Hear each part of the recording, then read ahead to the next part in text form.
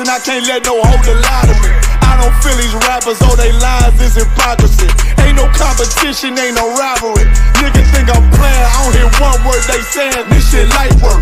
Think Muhammad one of us, he might lose his life first. Circle up and stay alert. Another cop just stretch the nigga. He a demon, it's that exorcism. Watch I bless the nigga. You took that oath in blood, then you know I'm gon' get active with you. From the opposition, I see vision. Let me paint the picture. Rappers claim they spit, and I ain't listening. Is in fact the If revenge was a woman, now I scope that bitch like Jake. So Tower War, we gon' run the summer. It's gon' be historical. Thought they making plays, made them niggas call the audible. Ask who run this shit, but that question is rhetorical.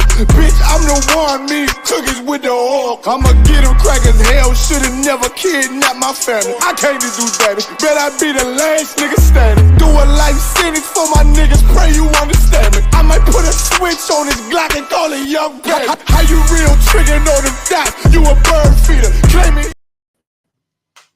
Shalom, this is the I.S.U.P.K, started over 125th Street, Harlem, New York. Our branch is in 394 Lodge Road, Birmingham, B185PW. This is the Monday law class. Tuesday is Brotherhood.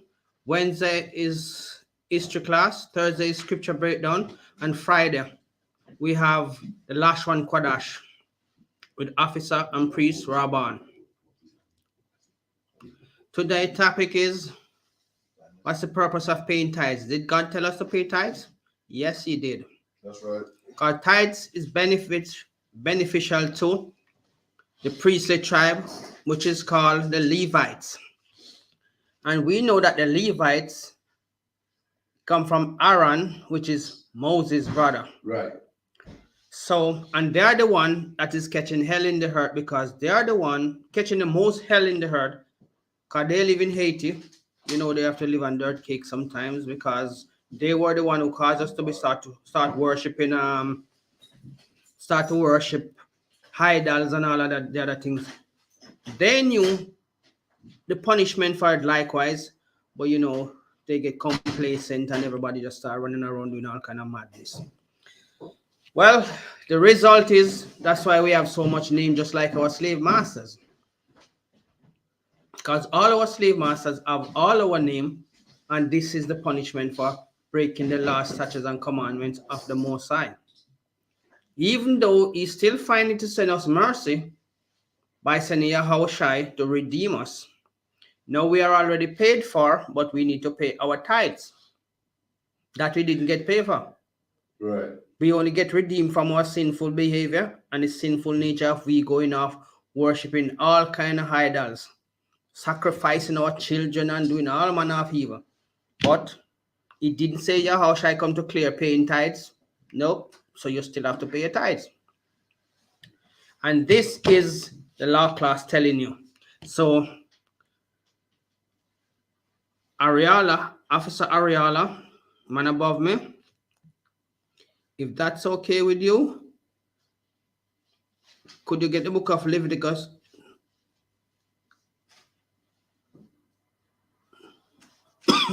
Sorry. Could we get the book of, give me 2 seconds. Hebrews 7, verse 7. You can find the one about tithes. We said paying tithes. Tithes are everything from the, all right. That would go into, come on. The book of Leviticus 19. Okay, Leviticus 27. Start 30. From, yes. The book of Leviticus. The book of Leviticus, chapter 27, verse 30. And all the tithe of the land, whether of the seed of the land or of the fruit of the tree, is the Lord's. It is holy unto the Lord. Right. You see, so tithing wasn't really about money in those days. But now they converted to say 10% of your income, which we know when the Lord say will open the windows of heaven and pour out a blessing. He didn't open it and pour out money, even though he sprinkled gold upon the earth, but it still wasn't classified as money. It was classified as the fruits of your land, Because when you open up the windows of heaven, he pour out water. So it will nourish the land, and the fruits and the animals and all of your possession will increase. So when we hear in these times that pastors are prostituting themselves on the pulpit for money and telling you that, oh, today's Sunday and you should be ashamed, the offering plate only have $200 in it, and you should be ashamed of what God do for you. It wasn't about money. And your drunken pastor, which is a Sunday flitters pastor, always jump up to tell you that you must put £1,000 for prayer, sow £1,000 for seed blessings, and all of this ignorance was never a part of the Bible. So listen tentatively and realizing that you have to pay your tithes, as we said before. Yahweh sent Yahushai to redeem the children of Israel, but he didn't exempt them from paying tithes. They were exempted from burnt offering because he don't want no burnt offering from us anymore. He wants you to still pay your tithes because the tithes is beneficial to the church, the congregation, and the upholding of whatever building we are using. We have to pay for rent or pay upkeeping for the building, pay the bills, and that's what it's contributed to. We don't take it and go and buy a new car or take our family to vacation. No, we all show it that everybody can benefit. We go out on the street, as we have seen General YAHANNA in America. They have a big food and clothes drive, and they distribute everything. They don't sell it like your pastor do. Right. Right? When your pastor come to you and tell you to throw tithes, oh, we're going to have to keep a concert today because we need some money for what? Oh, the building need to be paid. So where's the money that you threw last week and the week before and the month before and the years before? Where all of that money go?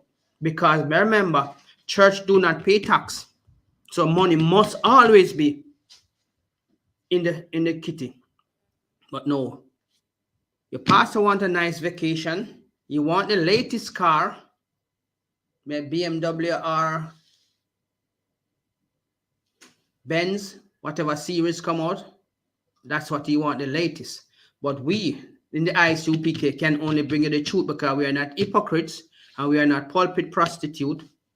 We are men of God who keep God's laws, statutes, and commandments. So please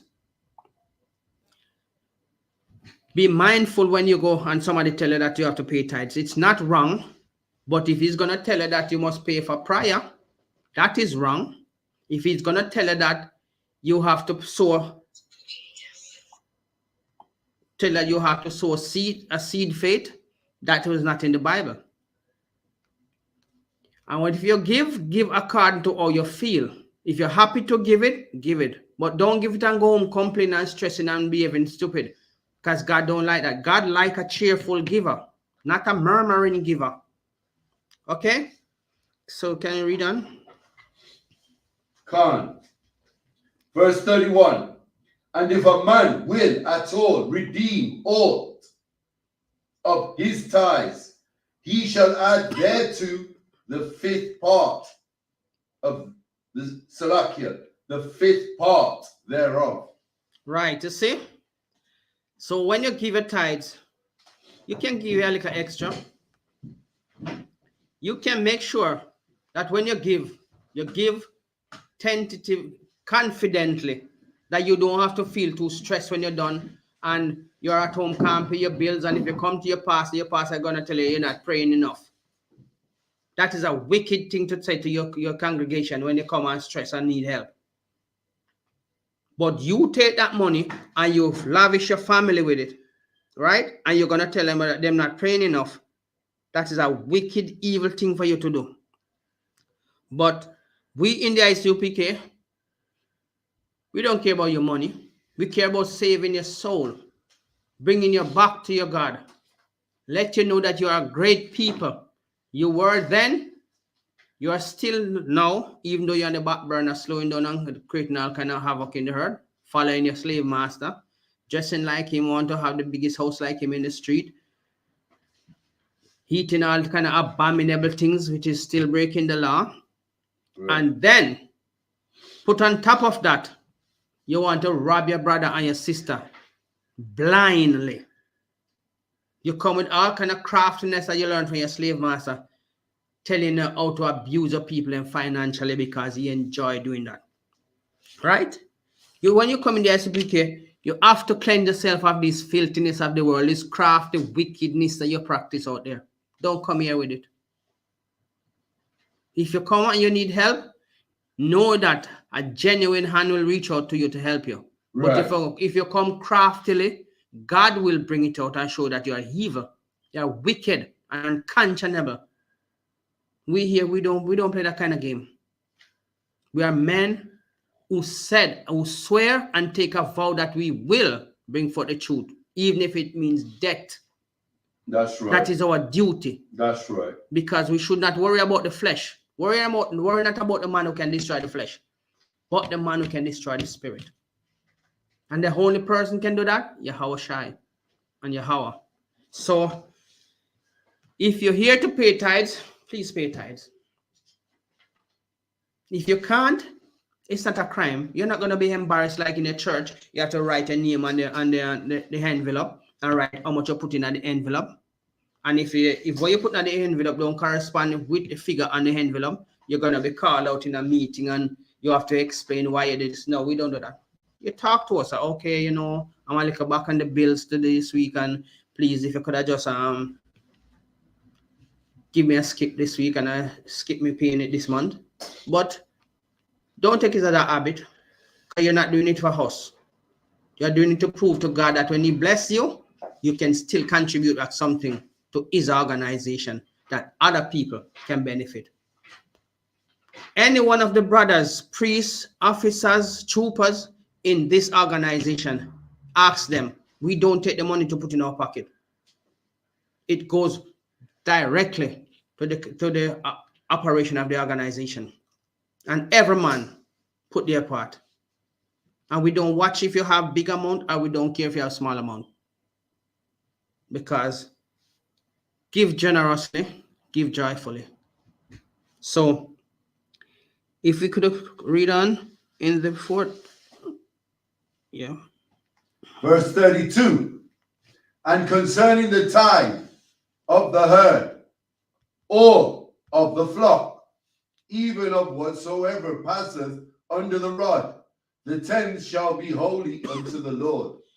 You hear it again? It was not about money. It was about your possession, your flocks, your fruits. Whatever you have as a possession that can be contributed to your God, share it willingly, because he blessed you with it. And that's the same thing caused Cain to get into trouble.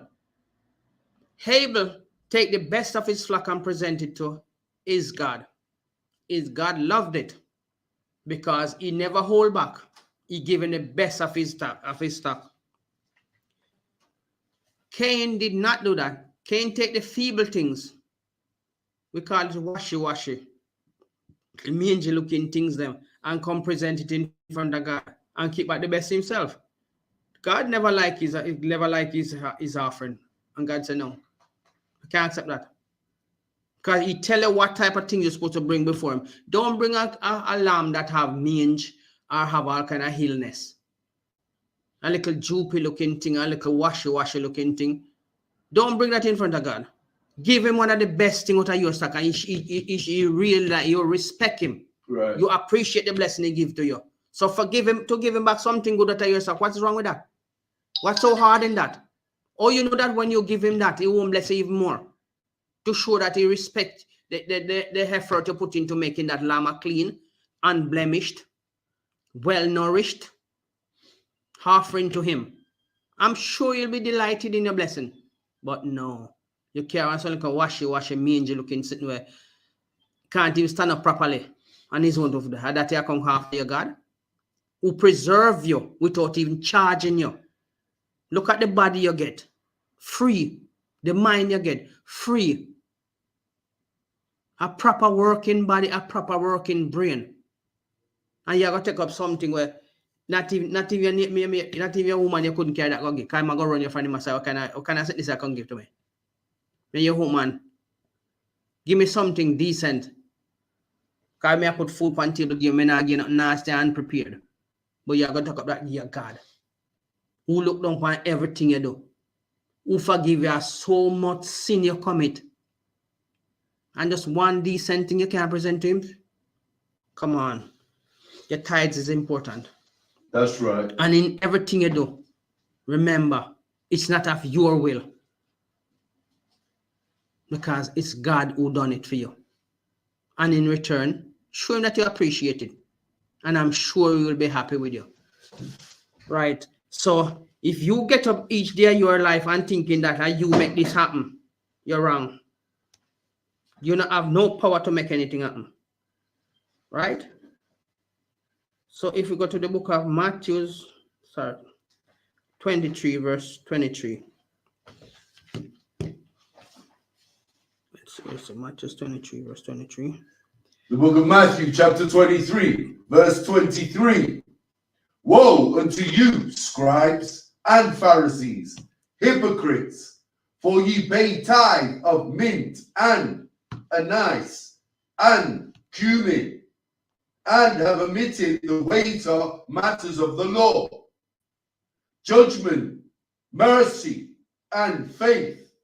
These ought ye to have done, and not to leave the other undone. You see? So all of these things, God tell you exactly what you should present, what you should do to honor the laws, statutes, and commandments. Now you're going to think you're prideful. Your coffer is full now and you feel happy. You can take the trash and half of your God. Where did your blessing come from? You can't make one blade of grass grow nourishingly to nourish your animals. You don't have the ability to create rain. He do that, all of that for you. Even the free breath of air that you join to your lungs, you get it for free. Who watch over your stocks by night? Who protect all of these things that you can get up tomorrow morning and feel comfortable that all of them is there? You gotta allow that to happen. Right. But you think you have the right to come and take up anything you feel and give your God? You cannot even give kids them something that they also them not happy with. So why do you think you have the right to come and carry trash, come and present in front of your God? Eh? You need to understand that the powers there be that control your life, you can't influence him with nothing. Because you belong to him already. So what you can have for God? He pity you to have for him something. Because remember, he said, if he was hungry, he would not tell us. Because everything and the hurt belonged to him. But out of respect, because he have respect unto the children of Israel, he speak to you respectfully, command you respectfully. He ask you respectfully. Even if he command you with a strong voice, it's for correction and for you to stay focused on the things that are your duty. Your duty. Just like you make sure that your woman is happy, make your God happy too. Because if God is happy, he will make your woman happy and you will make your kids them happy. So they can't come to you and give you no grief. But once your God not happy, your household ain't gonna be happy. And it's a heavy topic, what you're talking about, the paying of tithes, because in past days, for time and present day, it's pride that is killing our people, our so-called beloved blacks, Hispanics, and Native Indians. It's pride alone that is killing us. Well, I say pride alone amongst other things, but pride is the biggest factor why we don't like to pay tithes. We don't like to pay tithes, but this is a law. We have to remember that the paying of tithes is a law. Okay? And like Christ said to the scribes and the Pharisees, they're more interested in the money making than the obvious laws which are important, and they forget what you're touching on now. But what we have to remember is tithes were originally initiated for us for our council and government, which were the tribe of Levi. Okay, and before they got rich and greedy, in the times of Aaron, the original priesthood, Moses' brother, these tithes were important because let's not forget the Levites had no inheritance. That's You right. feel me? They had no inheritance coming their way, where all the other 11 tribes had an inheritance. We're talking about a government and a council that was leading us through a leadership, and we was paying our tithes to keep the men that was leading us. And you have that in any society because these other 17 nations have stolen this ideology from us, and it's been stolen from the Bible. So we initially paid 10% tithes to the priesthood of the Levitical priesthood, which was necessary because they had no inheritance. I've got a precept if you want it. Oh. Yes, you can contribute that here. Okay, the book of Numbers, chapter 18, verse 24. But the tithes of the children of Israel, which they offer as an heave offering unto the Lord, I have given to the Levites to inherit. Therefore, I have said unto them, among the children of Israel, they shall have no inheritance. So the tribe of Levi had no farmland. They weren't trading. They had no land, no property. So we pay 10% to keep our government and council so they could live. That's good. Just before you continue, it's a heave offering. And according to the dictionary, let me read what a heave offering is. So a heave or a wave offering, one part of the ritual associated with the peace offering involved the wave and heave offerings. Both were apparently initiated at the consecration of the Aaronic priesthood. Okay, according to Leviticus 7:30-34, the worshipper was required to provide it from his own peace offering. When Aaron was consecrated, Moses placed the breast on a high priest's hands and waved the offering before the Lord. So these tithes we paid to the Levitical priesthood was a wave or a heave offering, and they had no inheritance. So can you imagine if we wasn't paying these tithes? Our government would have been stone broke. That put a lot of weight on the topic that we are discussing, to show you that when they have a duty, they cannot perform the duty that we are performing. They have to stay focused on the duty that they were given to perform, because they wouldn't be able to cope by doing the normal duty that they had 11 tribes have to do. They that are the Levites have that priestly duty and that guidance they have to perform for our sins. The offerings, prepare all the offering dishes and everything. We, the other 11 tribes, were not supposed to be touching those things. The Levites, that's their responsibility. And in that way, we would be able, the other 11 tribes would be able to sustain them so that they can carry out their duty. So you see, paying tithes is not something that we come up with. It's something that God has designed the system that one tribe who should take on that priestly duty would be able to survive yet without having any form of possession, right? They live among us, and it's our duty to sustain them, that they can perform their godly duty. That's right. So paying the tithes is the same way this organization is set up. The head office is in America. We pay our tithes, sustain the building that we are in, and the equipments and whatever the brothers and sisters that need to perform our duty over here. Whatever is left is sent over there, likewise to contribute to their funds. And if we still need something over here, they will still send back money to help us. So it's not just a one-way thing, to show you that they are not here to scrape money from us and then we are left to struggle to balance it out. No, they send back money likewise if we are struggling over here. Because remember, we are not rich. Not physically, but spiritually, we are rich. And what we are doing now is to initiate the next kingdom coming in, so that we can be rich both financially. Is there a question online? Khan, yeah, there's a question from I think is it Sister Batharawana?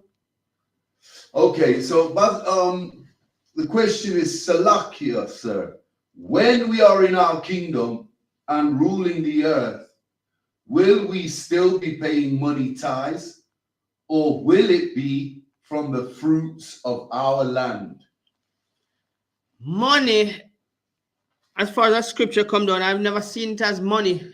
I don't think God will, let me not give my opinion, but it was never about money in the first place. So most likely we will still be making our contribution with our fruits and our animals.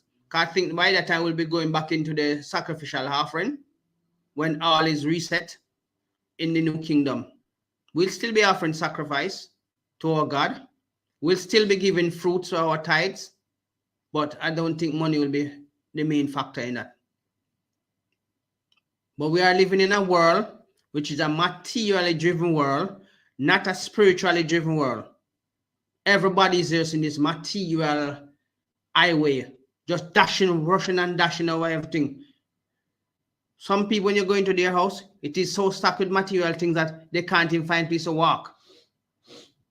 That is greedy, and as King Solomon called it, vexation of spirit. Because why would you want 10 trainers in your house and still you hear a seal down the road and still go pick up 10 more same trainers? And you can't wear them more than one at a time.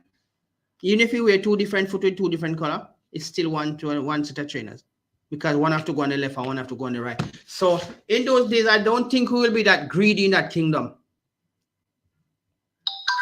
Because there will be more than enough for everybody. Not like all these organizations set itself to starve people out, raise the price of things that some people can't even live properly. You have something to say? No, so I was just gonna say, if tithes is a requirement in the new kingdom, it will come from Christ. So we're not gonna teach for the question online, we're not gonna teach something we don't know or we're not sure about. We'll get back to you with the question from the men above us. But if Christ say we pay tithes in the new kingdom, we pay tithes. Yes, we will pay tithes. There's no doubt about it. Why I'm saying that? Because you see, when we go back to Jerusalem, it even tell you that where the rock of the dome and all of the people fight over that real estate, the new temple will still be upon its rubble. Let me say it will still be on the same place that it was located. So like most likely we're gonna still have burnt offering and stuff like that and still showing tithes. What we guarantee it won't be money. It will still be of our fruits and our animals and whatever contribute. Because remember, when this woman and this man sell the land, and they tell lie about the money that they had. So most likely we'll go straight back to the whole way of doing things. But let's not go down too deep in that, because we have not gotten into any scriptures like that. Maybe we're gonna have to do some research on that before we can elaborate more on it. But understand that we are talking about the basic commandments of giving tithes.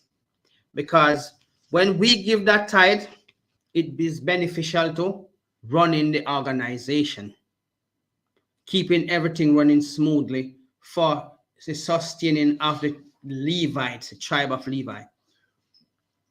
Okay, so the question is specifically, so Batharawana, yeah, I can see a question specifically about money. Okay, so like Officer Mozart did answer you, it will be about the fruits of our land.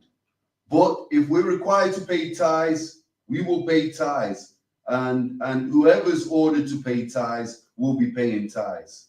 Remember, there's 17 heathen nations and there's the 12 tribes of Israel. And there's going to be order in the new kingdom like we've never seen in this kingdom. Okay, so the tithes that we'll be paying will be the fruits of our land. Salakia. Does that answer your question? Put a yes in it, I can't. But as we said before, we cannot elaborate too much on that because we don't really have the full breakdown of that. question specifically about money. Yes. Officer Moser, Uh, paying of money tithes. No mention of money. But tithes weren't money anyway. If you're talking about taxes, maybe she make it with taxes. Taxes was about money, but tithe was about the fruits of the land and the animals and stuff like that. Remember when you go back, we mentioned Cain and Abel, when they were giving their tithes, they weren't offering, they weren't giving money, they were given. Yes, they were given. Like ever say you have 1,000 sheep, you give one out of the 1,000, and give a decent one. As I said, don't give no like a mangy looking thing, as sick and poorly. Give something healthy and strong without blemish. So when we go back to that, if there's any changes, Yahweh Shire and Yahweh make that, and that which we will follow. But for now, just remember that the whole days of chewing tithes was not about money. It's the greed of the nation that transformed it into money. The question they got you anyway, they said yes, can't. Well, I'm happy that you get a basic understanding of that, but we will have to go into that just in case our questions again come up sometime in the future. We'll be more able to give a proper breakdown. Okay, if you want to do a thoroughly breakdown. Right, so can we go to this blurred out. So basically, let's not worry too much about the things that we don't have understanding. Let's go to the book of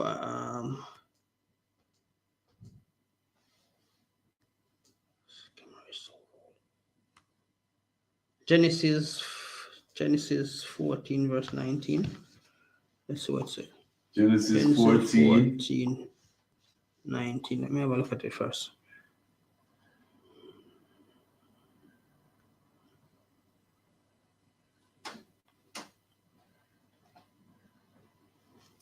That's not right.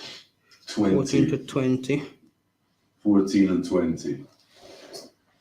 And blessed be the Most High, God, which hath delivered thine enemies into thine hands, and giveth him tithes. Yes. Into 14, 20. The book of Genesis, chapter 18, verse 20. And blessed be the Most High God, which hath delivered thine enemies into thy hand, and he gave him tithes of all. You see that? Tithes of all. God showed that he delivered the enemies into Abraham's hand. And he still gave him a blessing of all the things. God didn't have to do that, you know. But remember, I say Abraham's my friend. Abraham the Hebrew. Abraham the Israelite. Yeah? Abraham wasn't an Israelite. The Israelites hadn't been established. No, the Abraham the Hebrew. So, sorry about that. Thanks for the correction. You see? The half size spot on. Even if I make a mistake, he's spot on with his precepts. So God still bless Abraham after he destroys enemies. And Abraham turned around and still give a blessing of all that he has from the spoils of war. How lovely is that, to show appreciation. Nowadays, these kids don't even have respect, much less appreciation to what the parents have to offer them. Oh, is that what you're giving me? You think I want that? No. If I say I want 50 pounds, mom, that's what I want. Yeah? They don't consider nothing else but their needs. Just like the pastors in the church, they go home, they lie in their bed, tormented and restless because, oh, the wife is troubling him. Oh, I want a new car. My car is getting old. It's over 5-year-old, 4-year-old now, and I need to upgrade it. It doesn't have to go into 4-year-old because she wants to feel that she's getting that attention when it come out in a brand new car. And guess whose money is paying for it? Your tithes, your offering, and you're at home struggling, eating maybe a sandwich, going to bed, and a cup of tea. If you can find it, call the pastor tomorrow and ask him, Pastor, I can't provide my meal or money for my kids to go to school. You're not praying hard enough. You need to sow more, and God will bless you. God is blessing you, but you are giving it to the wrong person. Right? Because all the pastors, is a greed. You know the machine where you just can't stop turn over and grind things to dust? That's what your pastor says. Greedily grinding it to dust. Your financially is grinding you for the last penny you can't get out of it. You can get out of you. Under the name of what? Paying God tithes. Oh, you have to pay tithes to God. When God come and ask you for that money, where am I going to get it from God? Because God won't ask you, because God knows that you give almost every penny you have. But when, since you hold money for God, when God come, what you going to say to him? You spend it on your wife? You spend it on your kids? Or you spend it on a new aeroplane? But it wasn't your money to spend. Because if you collect it for your God, you're supposed to present it to you when God come. So how is it that you're a thief? You're a thief, a pulpit prostitute and a thief. You're collecting money in my name. Remember what the man says in the Bible to God, Christ. You have come to collect what you have not laid down. Yeah? But Christ says to after him giving the talent, who are you to be saying that to me? Because he take that one talent and he go and bury it. And when your house shall come back and ask him, he give him back the one talent. And complaining, say, God, he never laid down nothing, so he come to collect what he didn't lay. You see how rude some people can be? Your pastor. Your pastor. Always remember your pastor. He's the one thinking that he's supposed to collect your money under crafty schemes, and when he get it. Now you're out of money, can't pay your bills, can't buy your medication, can't even help your neighbor if your neighbor come and ask you to lend him two. You don't have two pence to rub together to say, here you go. But no. You see the problem where the problem comes? He wanted all for himself and nothing to give back to you, which Paul tells you that when you collect the tithes and offering, you're supposed to give it back to the community for those who cannot pay their bills. You have something there? Yeah, well, it's heavy what you're touching on, because if you pay your tithes, it's such a beautiful thing to pay your tithes. Do you know how glorious it is to pay your tithes? And that's what the priests and prophets do in the I.S.U.P.K under the command of General YAHANNA. We pay our tithes. Why do we pay our tithes? Because you get many blessings for paying your tithes. Okay, so if you're breaking the law and not paying your tithes, because we've got to remember fundamentally, this is a law. This is a law from the first 5 books. You can find it in Genesis, Exodus, Leviticus, Numbers, and Deuteronomy. Moses recorded this because it's a law. We must pay our tithes. And you know how happy we make the Most High God when we pay our tithes? And no more, it's iterated in the book of Malachi in the 3rd chapter, if you permit me to get it up. Okay. Let me read this. Okay, so imagine you're paying your tithes and you're pleasing the Most High God. This is the blessing that's in store for you, Israel, our beloved blacks, Hispanics, and Native Indians. The book of Malachi, chapter 3, verse 10. Bring ye all the tithes into the storehouse, that there may be meat in mine house. And prove me now herewith, saith the Lord of hosts, if I will not open you the windows of heaven and pour you out a blessing, that there shall not be room enough to receive it. So imagine how happy our beloved so-called blacks, Hispanics, and Native Indians is making the Lord of hosts. And who is the Lord of hosts? The Most High God, Yahweh, the one true God of the Bible, the Holy Bible, the King James Version 1611, the God of Israel. He is the God of our so-called black, Hispanic, and Native Indian brothers and sisters. And he is overwhelmed with joy when you pay your tithes to him, your tributes. Do you know why? He cannot give you enough blessings. The blessings that you receive from paying your tithes, you will be overwhelmed with, because he will open the windows of heaven and pour a blessing out that will be, it'll be too enough for you to receive it. There will not be room enough to receive it. The blessing will be so great and so mighty. So please, our beloved blacks, Hispanics, and Native Indians, let's bear this in mind. Let's stop seeing these tithes as a goddamn chore, as a goddamn hindrance. Let's start seeing these tithes for what they really are. We are pleasing our Maker. We are pleasing the Most High God, Yahweh. He gave us these tithes because they are beautiful, they are wonderful, and they are glorious. And you're going to receive a blessing like you would never believe. And you too big for you to receive, according to the prophet Malachi. Let's bear that in mind, our beloved blacks, Hispanics, and Native Indians, when we're paying these tithes, and don't feel aggrieved like so many of us do or are. Okay, so the blessing you receive is going to be in abundance. It's going to be great. It's going to overwhelm you. Let's bear that in mind, Israel. Yes, that had a lot of weight to what this topic again. See, it is a good thing to give than to receive. In the book of Acts 20, verse 35. Let me read it. I have showed you all things, all that laboring ye ought to support the weak. So when you get to tithes in the church, you're supposed to support those who are financially weak. That is the reason to support.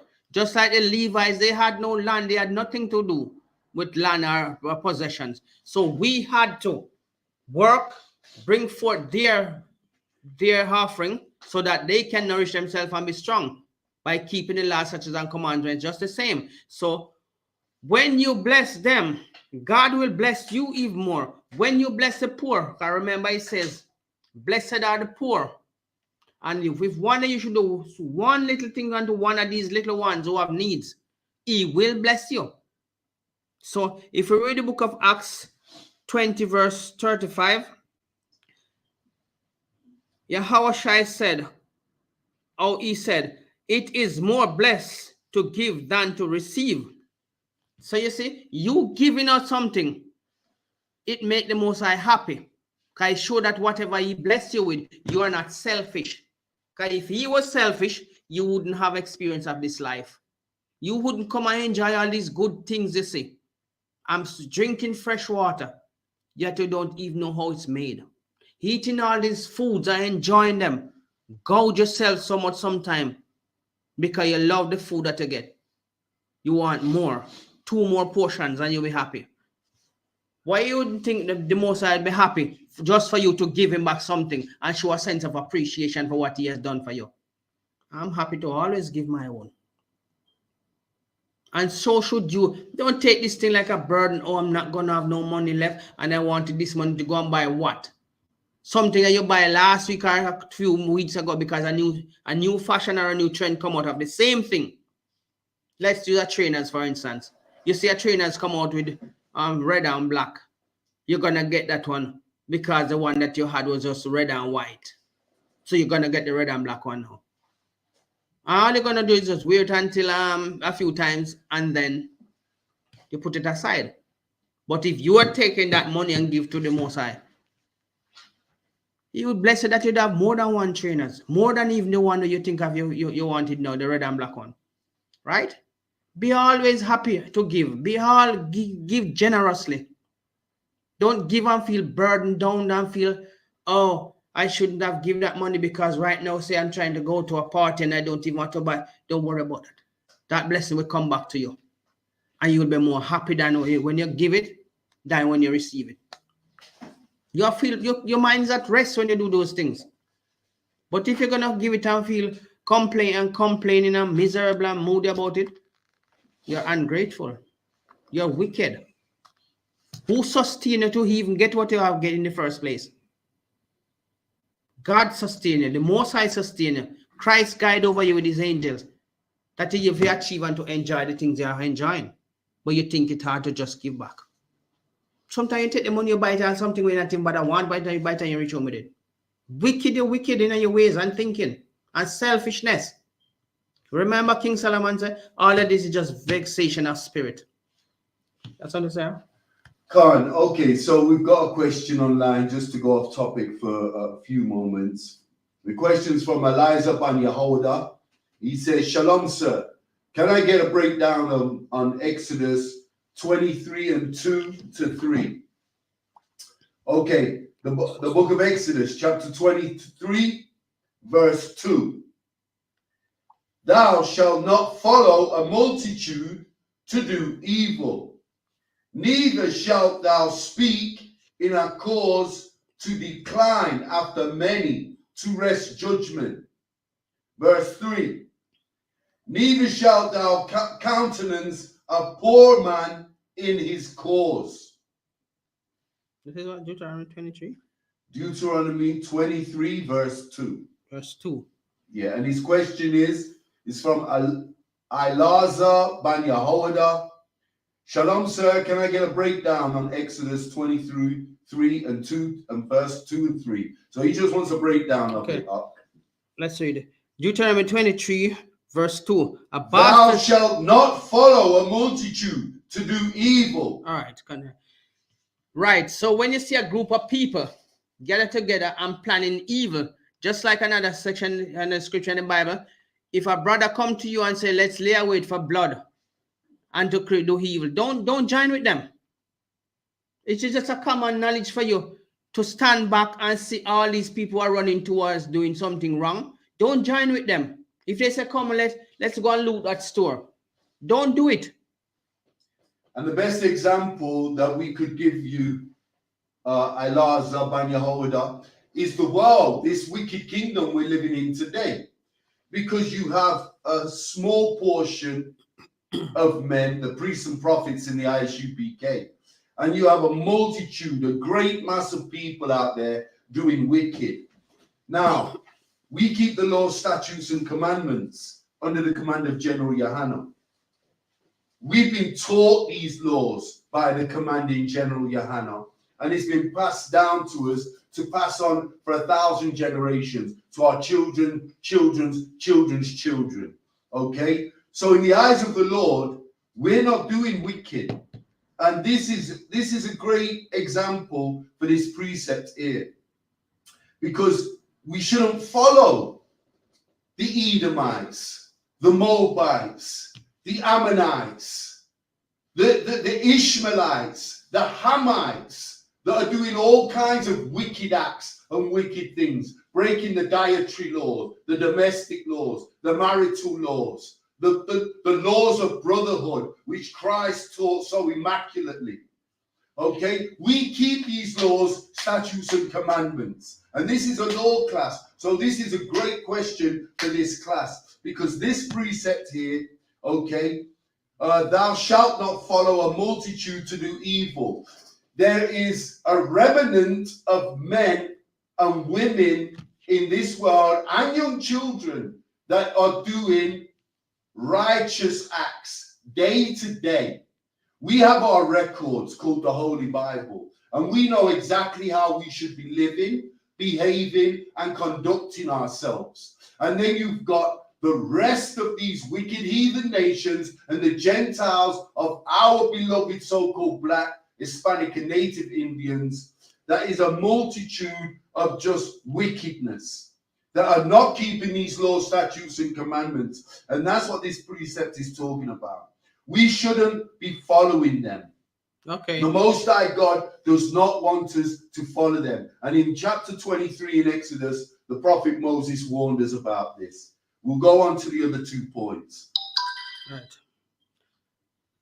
What the brother say, yes, that's true. But what we must likewise understand, the wicked not only be among those Gentiles, among our people likewise, who want to say, okay, the laws are done away with, that's a wicked thing. Likewise, don't follow your pastor. Why, if the law is done away with, why is he still collecting tithes? Because collecting tithes are part of the law. So he's wicked. That is a desperately wicked man who just want to rob everybody blind. Because the Levites are in dire straits. So if the laws are done away with, don't pay him no tithes and see how he feel about it. He call you out and he embarrass you in front of the crowd. So basically, he is doing more evil than even you, because he was supposed to be leading you. So when you hear Yahushua call him a dog, they're sleeping dogs lying down. Only for their own interest. They teach for hire. And that is the most desperate and wicked person that you can ever look to guide you. Right? Look at TD Jakes. He was running on money and stamping all over the place, telling you how to sow seed faith. And look how God bring out his judgment on him. A shameless man. And you pouring out money, almost thousands of dollars throwing at his feet for him to run on it. And he's washing it with his feet. Yeah? You likewise are still living like the Gentiles, because you are denying your God of what he said you must give to him as tithes and offering, and following these wicked people telling you you must keep it for yourself. Now, if you be that wicked, what you think your God should punish you? Why? Bringing hunger upon you, bringing sickness upon you, punishing you any way it pleases him, because we still haven't learned to honor our God, not to listen to the Gentiles who God has not given anything to. Because if God was like them, he would turn us away from him and take on them. And that's what all the war in the earth is about, getting the blessing that we have. So if he asks for a little tithes and offering, that's not hard. He asks you for 1 day a week to keep the Sabbath holy. Some of you still don't want to even keep the Sabbath holy. How wicked you people is. That's not just the question. The end. There's 2 more points to the question. Okay. Neither shalt thou speak in a cause to decline after many to wresh judgment. Right. Likewise, don't jump to conclusion like most of our people do. Hear one side of the story. A brother or a sister have a disagreement. You take both of them and you listen to both sides of the story. Even if it's going to cause, like, just put one aside and take the other one somewhere and you talk to him. Get his side of the story. Don't take no side. When you hear the other side of the story now, you can say, okay, both of you have an issue and this is the way to resolve it. Don't jump and take side and say, oh, yes, he's wrong, and you don't want to hear the other side of the story. That's being hypocrite and a wicked person. So, passing judgment and only knowing one side of the story, you're not passing no judgment then. Right. All you're contributing to is a wicked intention for that person to carry more grievance to the person, not knowing the 2 sides of the story. And that is what always happens, because somebody finds favor in somebody else for whatever reasons and then dislike the other person. And the other person you dislike may be the right person. And the other one you like can be the one that is wrong and creating most of the problem. So this is just an example for you not to do. Don't take side unless you know the 2 sides of the story. And don't even take side. Just justify it in a way where the argument will quash down. And resolve it that everybody come back into friendship and communicate respectfully. That's all it is. And the third part of the question, verse 3. Neither shalt thou countenance a poor man in his cause. Right. Do not oppress a man in his cause. Don't say once he's down, keep your feet on him and make him stay down. Don't do that. That's another wicked act. Not because you see him down and him poor and him in a destitute position at the moment. Don't beat him down. If you can't help him up, don't harm him. Because that's a wicked intention. We as a nation, who God has put his trust in, and said, come my people, do this rightfully. I'll guide you. Why would you want to take side and keep another brother down? That because you don't like him? No, that is wicked. And you are wicked to even be thinking that you cannot like your brother. Right? We must be the light of the world, setting examples for others to follow. And if we can't justify a small cause like that, what are we able to do then? Create more enemies among each other? That's why in this place, I don't gossip with people in here. I don't believe in the gossiping, and I always look out about anybody who is gossiping. So this is a prime example that among us, there should be no slanderers. Among us, there should be no talebearers. So sister, what is your name? What is your call? The question too? The question from? The question was from Salakia. The question was from It's from a brother. Ilaza Banya Howada. Eliza Banya Howard. Yeah, Yeah, that's it. Yes, brother. That's the same thing when you see this mobile phone and you see people quickly take out the mobile phone and, oh, I don't like the way you look at me, so, and start sending text. You are creating a problem already. The moment you take out that and start gossiping or sending messages to create a harm against other, you are doing evil. So, if that answers your question, let me know. If not, we might have to elaborate some other time deeper down into that. It was Deuteronomy 23, verse 2, 3, and 4. Yeah. Deuteronomy 23. Was it the one we just read? No, we just read. You just read Acts. The question that the person asked a while ago. That was Exodus. Exodus 23 and 2. 23 verse 2. So yes, Allah ban Yahawada. It's not about beating on your brother. It's about helping your brother when you see him down. Don't kick dust in his face and laugh at him or ridicule him. Help him up. Help a brother that fall. Help a sister that is struggling. That is show that you are a good person. Just like the man on the road to Damascus, everybody mark him and walk around him. And the good Samaritan take him up and pay his bills and put him into somewhere to sleep. That's how you help a brother. Right. Don't beat him down when he's down. Help him up. Because you don't know that maybe around the corner, you might be falling and he's the one that come back and help you. Just like the same ties that you're talking about. It's the same thing Yahushua do. He blessed you so that when you turn around and happy, you can bless him back the same way. Show a sense of appreciation. That's right. So this is all about practicing the law in many ways. Practice the tithes in many ways that you can give. If a person come to you door no matter the hours of night and they need help, don't turn them away and say, come tomorrow. Help them today if you can help them. Because maybe that is the last opportunity to help somebody before you leave. So as we go back to the tithes, remember, the tithes is not that it's not something we design. It's something that God designed to sustain the Levites and to show a sense of appreciation. When God bless you with something, you must turn around and give back something. When Yahushua did bless those 5 men that run away, only one come back and say thanks to him as a sense of appreciation. And you see, he was happy about it. One return out of all of them and say thanks to him. Because that person have a good conscience and will always remember good. Not like in this world nowadays.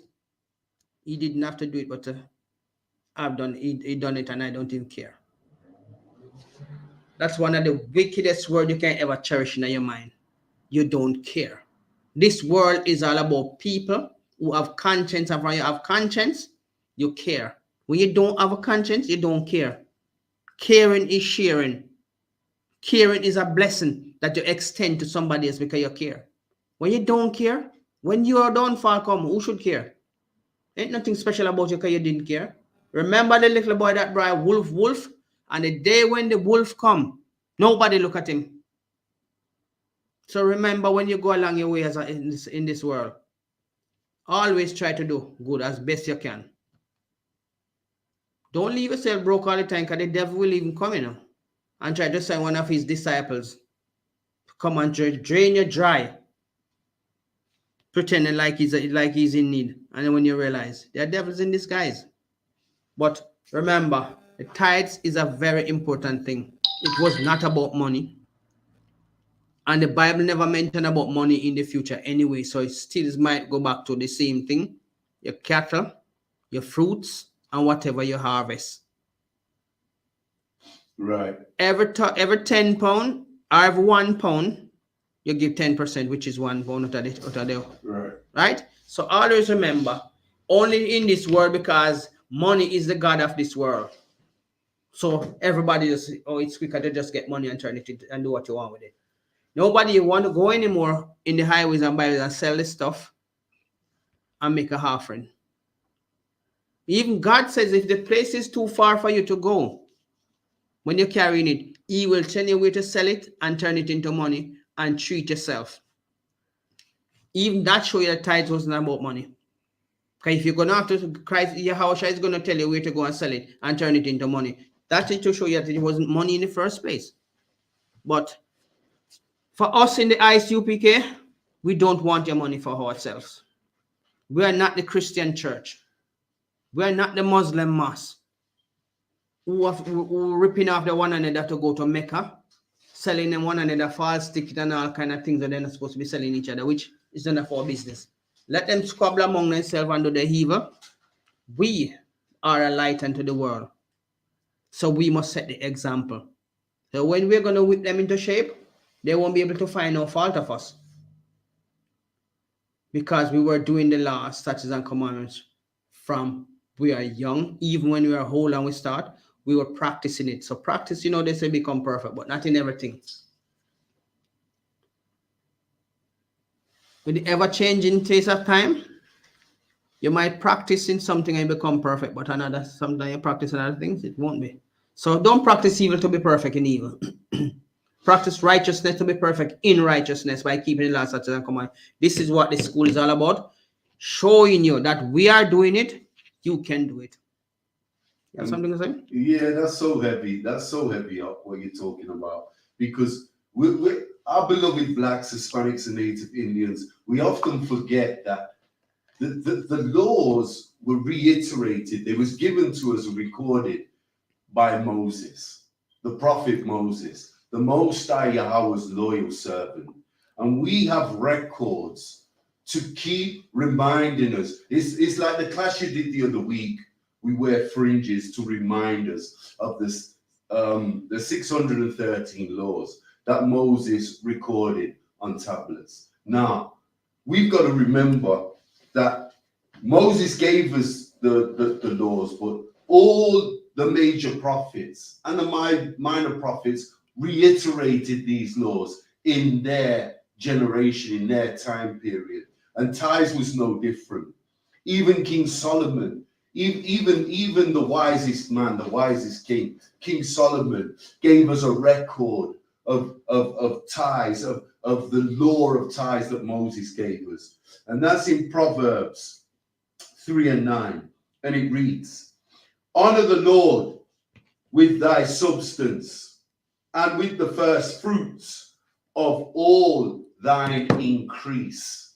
So even King Solomon, who ruled over Israel, even King Solomon is reiterating the laws of tithes. Let me read it again. The book of Proverbs, chapter 3, verse 9. Honor the Lord with thy substance and with the first fruits of all thine increase. So we've got to remember our beloved blacks, Hispanics, and Native Indians. Tithes is honorable. If you're paying your tithes, you're a man and you're a woman of honor. And don't ever forget that, Israel, because we honor our Lord by keeping these laws, statutes, and commandments. And tithes is a law. Go ahead, Doc.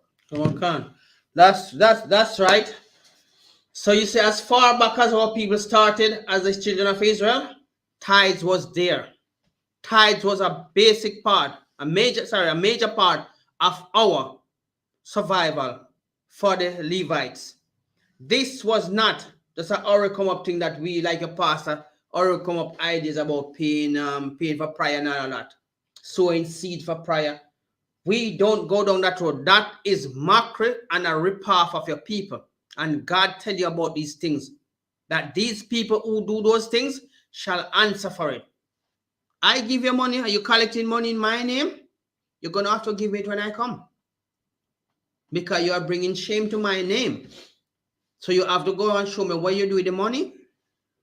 So if Leviticus 27 verse 30 tell you that, look what it says. Leviticus 27 verse 30 says, and all the tithes of the land, whether it's of the seeds of the land or of the fruits of the trees, is the Lord's. It is holy unto the Lord. So you see, all of these things God gave you it as a holy thing. What's wrong with giving him back something to show you that you appreciate what he does? Right. You never create nothing upon this earth, but you come and enjoy all of these things. What's wrong with you just giving back something to show a sense of appreciation? That's right. Even your mom, you know that if your mom brings something in for you and you see she don't eat none, offer her some. Maybe 2 or 3 times you have to persuade her to take some. And then she will say, oh, this child is a nice child. This child really consider me. Not like some of you greedy kids, your mom come with something, you take it and you dash to your room. Not even to him say thanks. But when you give God something, he's happy. It shows that you appreciate what he gives to you and wanting to share it back with him, just like everything else you get in this life. I'll be always happy to give. Because you're a receiver, you are greedy and wicked, all about yourself. And a selfish person is a wicked person. Heartless. Right. And that's the pastor then. Oh, Lord. The brother said it right. That's your Sunday pastor, the prostitute up on the pulpit. That's Sunday flitters pastor. Wicked, dreadful, and unreasonable people they are. So when you go into church, you're not supposed to go to church. You're supposed to be in the I.S.U.P.K, home of the truth. Yeah? That's the only place you belong right now. Because you see all of these pastors, God is throwing out the wickedness in the public. God is finding out the dirty garments in the public. Let you see what they are. Look at that fat, greasy TD Jakes, what is coming out about him. His nastiness. All of his dirty garments is found out in the public. And now he's coming crying tears. He weeping like a bitch he was. Look at him now. Don't be like that. God is using us to show you. There are many people out there willing to give their time freely to God. We are that. We are that sort of people. And we aren't ashamed of our gospel that we are preaching because we are preaching from the Bible. You want the precepts? Come in the school. Go online. All of the classes are from Monday to Friday. And you will see that there's no break in our precepts. We always refer you back to many scriptures to show you. It's in the New Testament. It's in the Old Testament. It's in the Apocrypha. And don't be ashamed to stand up for your God. Because you deny him today, he's going to deny you in time of judgment. You accept him today, stand up for him. Don't worry about what people are going to say about you. Losing a few friends, they weren't your friends anyway. Because if you are doing right and they're not happy with you, that means that they weren't your friends. We in the I.S.U.P.K are your friends. We are your brothers. We will guide you. Your opinion cannot be too small for us to listen. Your opinion cannot be insignificant enough for us not to listen. Come with it. And if you are talking something that don't match the Bible, we will give you understanding of it. Because that's what we are here for. That's why God raised up General YAHANNA and all of the officers and priests above us to show us, to guide us about the history of our forefather and how they go about doing the Lord's work. That's right. So in this time, as they call it, last days, what are you out there searching for? Ain't nothing left in this world more than war and rumors of war. The flesh shall fail you, but God will never fail you. When you shed the flesh, when you're shaking up and getting on and dressing all kind of skimpily naked, with the money that you're supposed to be throwing for tithes and offering, that you can feed somebody else's family. What are you going to accomplish out of that? Somebody just slapping you around like a piece of meat? And then after that now, you bruise up all of your pride and your dignity. You want husband to come settle and take care of the carcass. We don't perform miracles because we're not God. We just present to you the laws, statutes, and commandments that you live by them. But God will never turn his back on you while you decide to change your ways. But you still have to be punished for your wickedness. Right. That's what they say? No. Right. No. So, when we throw tithes, we throw it for our God because he says we must throw tithes. It's a basic commandment that you should follow. Very important that you should keep it. Right? Don't just throw it this month and next month we can't bother coming throw it. No, throw it. Because you don't know how far that tithe extend to some from a family. And the way when you throw short on the tithes, you throw short for somebody's family. Right. But you throw your full tithes as much as you can. When I say you must live yourself broke and stressed, you know. But show it as much as you can that other people family. Because when your time comes for you to get back blessing, you will reap your blessing. Be not like the hypocrites who always want to do like the scribes and Pharisees who want to do things to get attention. In here, sir, we are not all about getting attention. We are all about doing the law, statutes, and commandments. Let the blessing go to God. Let the glory be for God, not for you. You live forever. So why would you want to be glorified? Let God decide it. I don't mind not being glorified. I just want to know the work is done. Somebody's happy. Somebody's saved. Brothers and sisters are not out there in the street doing things that they're not supposed to be doing. And that's all I desire, the work. Just let me do the work and God will do the blessing. And if he don't bless me, that's all right. He give me life. He preserved me long enough on the earth. So, biblically, tithes is a commandment. Make it your duty to pay your tithes. Everybody in here to according to the blessing they have. Because you might not work enough this month or this week, or extra bills, unexpected bills come in, but just give what you can. God see your heart. Give generously. So why would you want to like keep it all to yourself? When you didn't wake up yourself this morning, it's not your strength that you guide yourself to work. It's the Most High guide your feet. Your thought belongs to yours, but he guide your feet to where you want to go. And you work that money, and you're rather going to take it gamble, smoke, spliff. It's heavy. It's a real heavy point because we paid tithes for the longest. It's a law, and it's not only a law, it's our tradition, it's our culture, but above all, it's a law from the Most High God. We've been paying tithes. I mean, this dates back before even the records of Moses, before Moses recorded it as a law. I mean, even to go as far back as our forefather Abraham, he paid a tenth to the king and the priest Melchizedek. This goes back the longest. And who the hell are these pastors to change it? Who the hell are these imams to change anything? I mean, these pastors are robbing thieves. They're not doing it as the Most High God taught Moses to teach us how to keep the laws, the laws of tithes. Okay. In the book of Hebrews, chapter 7, verse 1. For this Melchizedek, king of Salem, priest of the Most High God, who met Abraham returning from slaughter of the kings and blessed him. This is whose nations were raising up against our forefather. Okay. Abraham's returning. Verse 2. To whom also Abraham gave a tenth of all.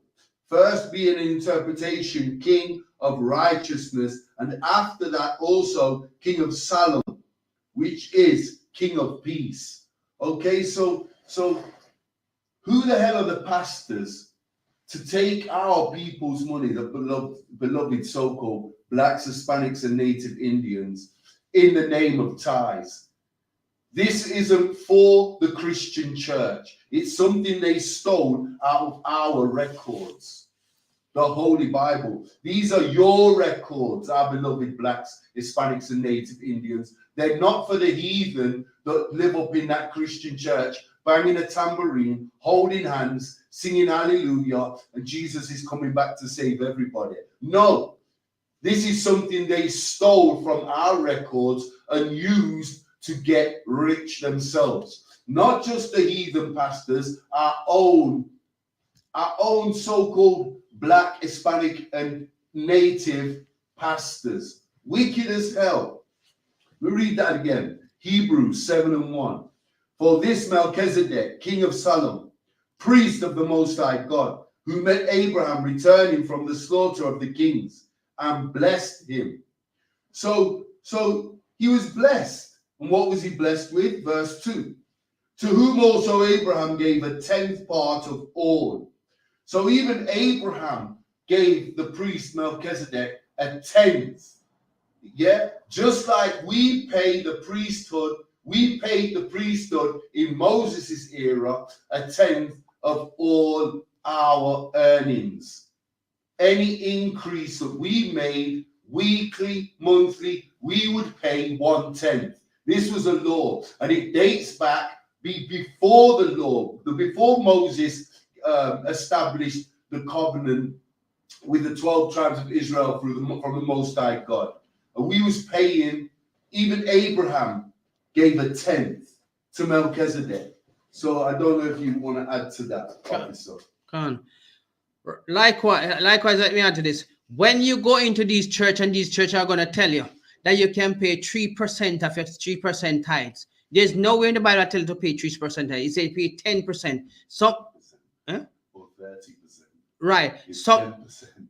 So somebody want to tell you can pay 3%, you can pay 5%, or you can pay whatever percentage you're gonna. There's nowhere in the Bible that tell you that you can pay 3%. And so like, Where you gonna where you gonna go? Cut a banana in 3 pieces and give God 1 piece?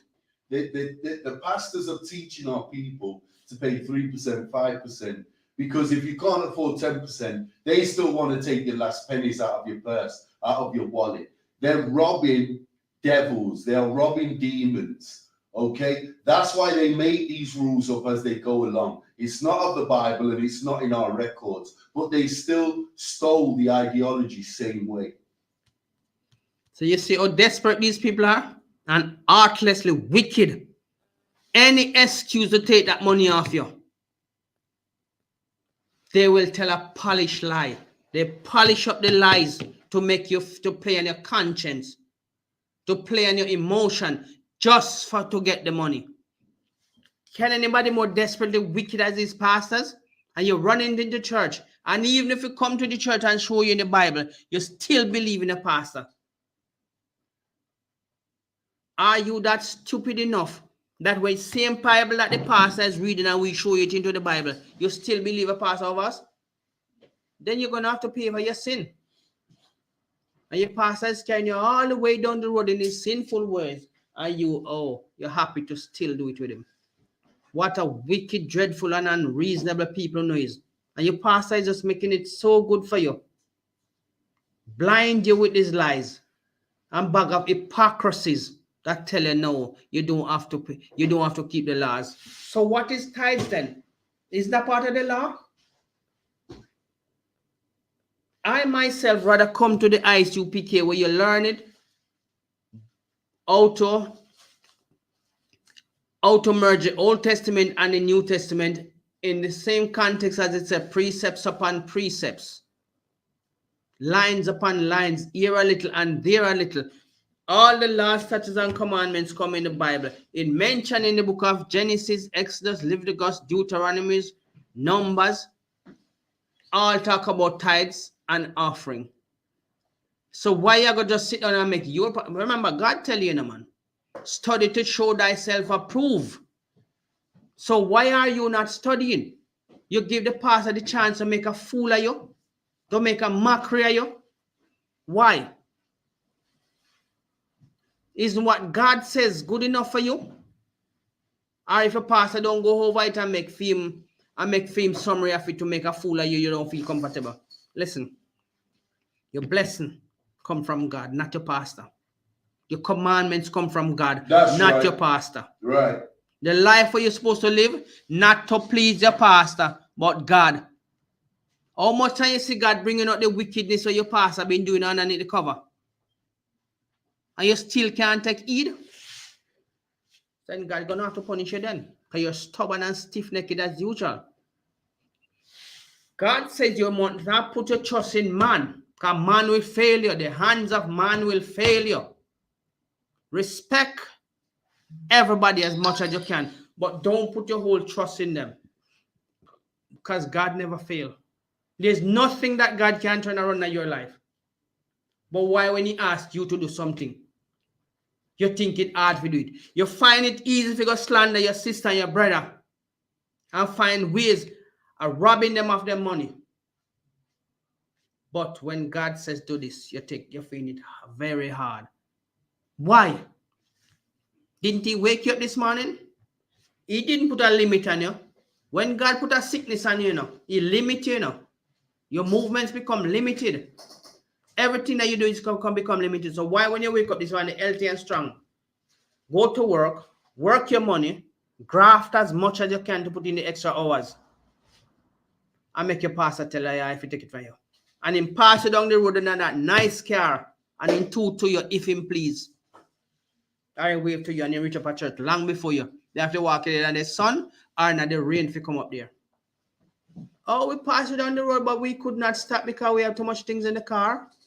We wanted to give you a lift. Lie.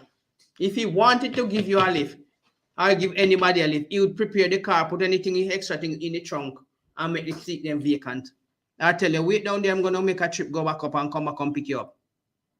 These pastors are only designed to lie, to steal, and to plunder your money. When you go home and look in your fridge, not much in there for you to eat. But when you go to his house, he's chucking out all kind of stuff in the garbage. Because what? He know that your money is coming in the weekend to replace those food in his fridge. And he would not call you and say, look, I've got extra grocery this week. You need anything off the grocery list? No. Your pastor not do that. And if he even do that, he have all kind of camera everybody run the see what he do for you. So why can't you just do it easily for God when God bless you? The pastor not blessing you. Don't even want to know your problems. But God will take on your problem and solve your problem. And God just give you one little thing for do. Show your tithes. Show it generously. Show your offering. Show it generously. It's like a burden to you. Maybe you're fret about the little money that you not even want sleeping at the night when you go to your bed. You're not sleep comfortable. Because you wonder if you should have really get the money, I should have gone at home, go buy sitting with it. Sitting where you not even want. Because I've seen it happen many times. Oh, later on, when you go somewhere. Later on, when you realize you take the parent until you work it way into the bed. But you think if you take that money and give God, you know how much blessing they get back on that?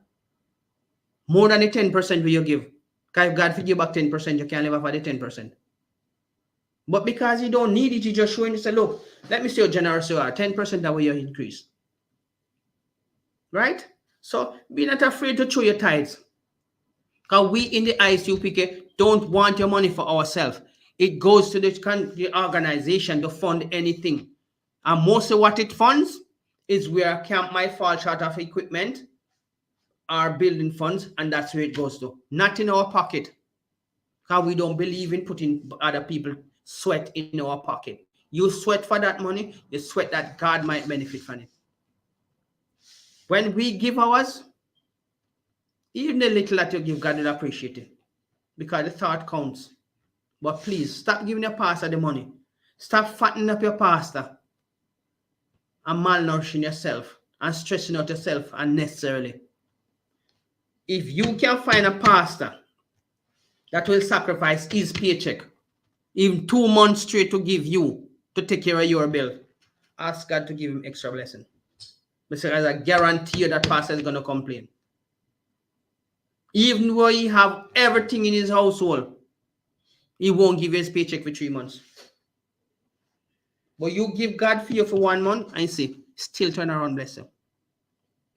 If I am broke today, I'm guaranteed my phone will ring tomorrow for a job. That's right. It's God blessing me back for what I give to him. Right.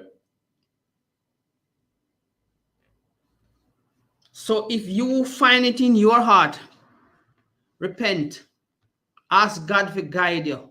Come to the I.S.U.P.K. 394 Lodge Road, B185PW. We are here. You are all welcome as long as you are the children of Israel. Right? We don't want no Gentiles in here. Because they're going to come with their filthiness. They're going to come with their demonic behavior and try to disrupt this. Because everything we put them into, we go into, and they join in, they take your position. They take over your position and start with your problems. This is all about the 12 tribes. Time for you to gather yourself. Zephaniah 2 verse 1. Gather thyself, O nation, not desire. You are a nation. How much time you struggle with these people? You struggle with them at work. You struggle with them in school. You struggle with them on the bus. You struggle with them at the workplace. Even into the shopping centers you go to a supermarket, you struggle with them. Gather yourself together now. Everybody's gathering their nation together. Why you still begging other people to love you? To accept you? If we have gathered ourselves, you know how powerful we would be? They know who you are. They know what you're worth. And to keep you confused, keep you separated, that's how they control you. You think if we had allowed them in this, we would still be here doing this work? I guarantee you not. Because a heathen or a sheathen will come to disrupt this. And no matter what you do, once you put them in position, they do everything to keep you out of it. They tell a lie on you. They will do all manner of evil just to put you in trouble, to keep you away from this. But one thing God asks you, He ain't asking you for your life, you know. He asks you to keep the Sabbath holy. He asks you to throw the tithes. He asks you to give offering. And all of these things are beneficial to this organization, not to our personal needs, that everybody in this organization can benefit. When we throw an offering, able to buy water, able to buy food when you are in the street doing the work. It's able to put petrol in the cars. It's able to pay the bills here. That can't go in anybody's pocket and pay bills. Because if it was going in their pocket, then the bills wouldn't pay. We wouldn't have food or water to sustain ourselves when we are out there. If our equipment break down, we can just rush across the shop and buy a new one because we are doing the work and the money is there to cover anything that comes up. Right. So when you put your money, don't think you want no big cars. Don't think you want to take our wife and our kids to posh big meals and big holiday and then you down there starving. Call us. We do food drive here. If you want to come and pick up some stuff for yourself, call a brother. The number is on the window. Call a brother and tell them that you're coming to the school whatever day, and if they have any rations given out, we will give you. And we won't embarrass you. If you have something that you want to contribute, 10 pounds or 5 pounds, that's fine. If you don't want, take the food and go. Because our house is blessed that we will have more food in the house. Our basket will not run empty. Because God will pour out a blessing for us. Our wife and our kids, any brother in here you can ask for help and they have it, they will help you. Why would you want to join an organization like this? We are not a Christian church. We don't take your stuff for our personal use. Right. Everybody in here will give account for whatever they contribute. Whosoever handle the money, they will let you know what it's for. Or you tell them how much you want to break it up or whatever part you want to contribute to. The bills, the equipment, house funding, or anything like that. It will be used for that purpose. You won't come to a house and say, oh, 4-car park up outside where your money buy. No. We won't abuse it like that. But you damn right the Christian church is going to abuse it. Because the pastor want the latest Benz. You want the latest phone. You want the latest. It was the biggest house. You want the biggest house with the biggest swimming pool. Helicopter launching pad, or if you have enough space, you have them in private airport. So you see, we don't want other things because those things are corrupt. What we want to do is keep the laws, statutes, and commandments. Right. Nothing else we don't care about. Because we know so everything in this world is coming to an end. And this is the only thing that will never come to an end. God works. God laws, God statutes, laws, statutes, and commandments. That's why we are keeping them to show you that even in this last days and tribulation time, you can still do it. God will guide over your family. He will bless your family. He will protect you. Be not afraid to come to your God, because nobody can touch your God. But put a God before him. He destroy you and destroy it. Who can bring judgment to God? Who can take care of God's problem? No man. But there's not a problem that you have that God can take care of. Didn't he say that? Didn't he say the same thing to Sarah, Abraham's wife? Is there anything too hard for me to do, Sarah? So why did you laugh when I said your age at 60 you're gonna get pregnant? Is there anything too hard for me to do? When God tell you to show your tithes and offering, don't think it's hard. It ain't hard. It's something so easy. Practice become perfect in cases like these. Right. Not in everything, but in cases like this, practice become perfect. It just come natural, just like you go to road and say, okay, this time I drinks money for the weekend, may I go party. And you take that money and you put it down every week. If you go party. Do the same thing for God. Because we are got to go do. You are got to go make your oppressors rich if they oppress you even more. And the oppressor, when he take your money and he send in child to private school, where your child go? The public school. Then get the most nastiest gone off things of maybe 2 days they gone off on the supermarket. Yeah, that your child I get. Yeah? Meanwhile, him child I get the best lunch at the private school. He don't have to take public transport or walk home in the rain or in the sun or in the snow. Because your money where you put out, religiously put out every week if you go a party, if you go buy new things, you go. And that thing take and build for him house. But when God tell you if you put it in that, you for him house, you build it. It's like you feel pain, you're stressed, you're confused, you're tormented. What's wrong with you, Israel? Come on. Anyway, this is the Monday Law class, and we are wrapping it up at this time. So look forward to the Brotherhood class tomorrow with Tazapa 1 and Rabban. Any question online? No. Thanks, brothers and sisters, for the support online. Thanks for joining the class and the question you ask. Thank you for asking those questions. And we look forward to see you next week, tomorrow. Lord allow. And the class we dismiss. I'm Master Officer 50. And I hand the class over. I'm Master Officer 50. And I hand the class over to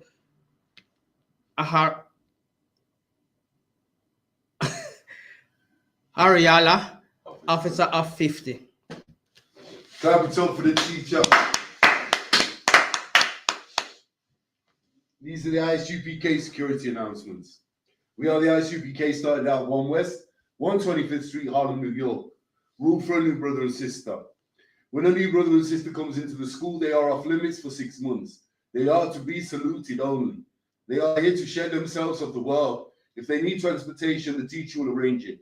After 6 months, if a brother or sister has an interest in a particular person, he or she must get permission from the head to speak to a brother or sister. There is another 6 months in which the brother and sister will court each other. After this 6-month period, the brother and sister will get permission from the head to marry. Tithes, which is a commandment, Numbers 18 and 21, Malachi 3 and 8 to 10, means a tenth in the Hebrew, Ma'ayasharah. 10% of every penny of any increase the Lord gives you. Give to the Treasury Department or teacher. And like the class tonight, you so-called blacks, Hispanics, and Native Indians, pay your tithes. Free will offering for priests, not mandatory, whatsoever amount you would like. Upcoming holy convocations, the Feast of Purim, back-to-back days, 22nd and 23rd of February. Okay, remind the Archeom and Aquathium to check the bulletin board in the hallway. If anyone wants to be a trooper in the school, to start wearing all black boots, shirt, pants, and headband. And with that, we're going to read the Lord's Prayer first in the Hebrew, then in the English. Men of Israelite, Madium. Sa, which means turn. We're going to turn and face the east. Abanoah. Shabbat Shemayim. Quadash. Haya. Shamka. Yahweh. Malakwatka. Taba'a. Ratazaka. Haya. Aisha. Ba-Haratazah. Kawa. Haya. Ba-Shemayim. Nathanael. Laham. Kal. Yuam. Wasalak Noah. Kawabwath Noah. Kasalak Noah. Kawabwath Noah. Wala'a. Tabaya Noah. Banasayawan. Abad. Awashai Noah. Mayan Rai. Kaya. Laka. Hamalakwath. Waha'allah. Wathabarath. La'ai Walamyam. Aman. And in the English, the Lord's Prayer. Our Father, Our Father, which art in heaven, which art in heaven, hallowed be thy name. hallowed be thy name, Yahweh. Yahweh. Yahweh. Thy kingdom come. Thy kingdom come. Thy will be done. Thy will be done In earth. in earth As it is in heaven. as it is in heaven. Give us this day. Give us this day Our daily bread. our daily bread, Forgive us of our trespasses, and forgive us our debts, as we forgive our debtors. as we forgive our debtors.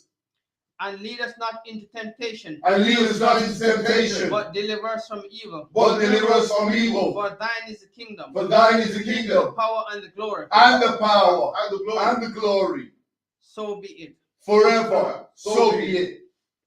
Okay, teacher. So, good turn and face the teacher. Give the teacher one courtesy salute. Men of Israel, I-Madium Shabbat, I-Madium Barak. Yahweh Hashem Yahushai Barakatah. Yahweh Hashem Yahushai Barakatah. Yad Yamata, class dismissed.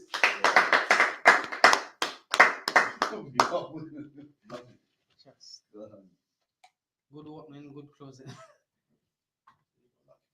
Adrian again.